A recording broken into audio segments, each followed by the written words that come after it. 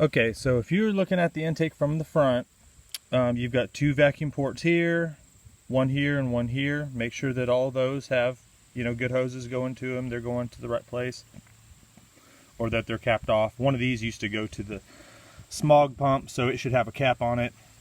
And I think the other one here goes over to the passenger's fender well, to some of those switches and stuff. This is the piece I was telling you that'll make the thing rev up and down, but only if it has air in the system, because it'll get steam in here, and the steam is what causes this thing to open and close, and that's what'll make the revving up and down, up and down. If you don't have any air gaps in your coolant system, then this isn't what's causing it. The throttle position sensor, you see, only attaches to the bottom butterfly, and your throttle cable attaches to the top butterfly, and it should look, like that. Oh, actually there's a spring. The return spring should be here, and I stole the one off of this one to put on yours because yours had been missing. So you know about that spring. You should have that spring that goes up here, from here to there. So that's all I was saying. Sometimes you have to put a stiffer spring, because it's got this spring here, but this one doesn't have a spring on it.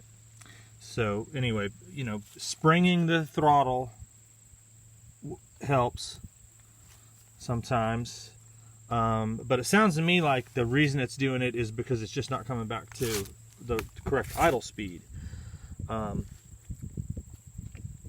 So right behind this stuff, down in here, that's your idle adjuster screw right there. It's down in that little recess right there. You can see where that is. Sorry, I'm trying to get the, right there. That's the screw. And so when you're standing, you're standing over this thing working on it, and you've got the iTech stuff right here, you just go straight over the top, and it's right there, just right here below that one hose. You had that one hose that had fallen off, you weren't sure where it went.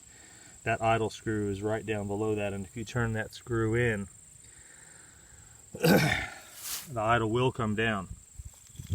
Now on this side of it, I would check and make sure that you've got a vacuum port right here. Just down from the iTech, you got a vacuum port here that's pretty sizable. Make sure that that one's going over to the charcoal canister. And now this is the idle air control valve port right here.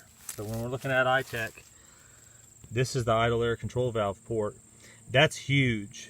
There's normally a hose that runs from here down and over to here.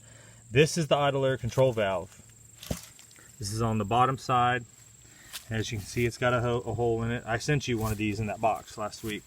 So this opens, you might be able to look down in there and see that it's open, but this opens when it's cold, and it allows air to run from the top of the throttle, from right here. There's a hose normally that goes from here down through the intake, right there to that, and then it comes out of the bottom of the idle air control valve there and comes up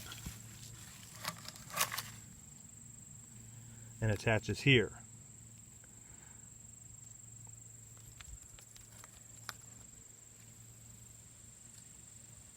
That's really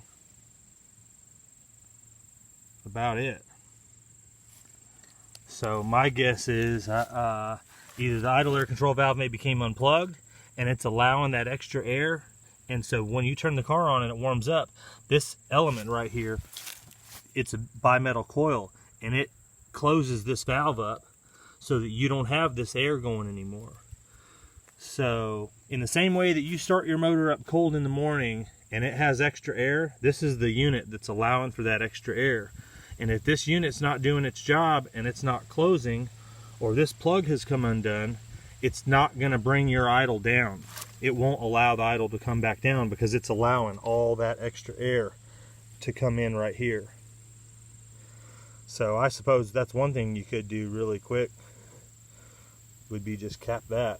I mean, if you cap that off right there, if you put a cap on that, or even just pinch that hose that's out here, you take that hose, just pop it off and cap that, or pinch that.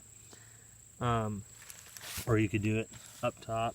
But you see what I'm saying is that if you deprive it of this air line right here, and your idle goes down to normal, then you know that this is the element that's causing the extra airflow, the higher idle.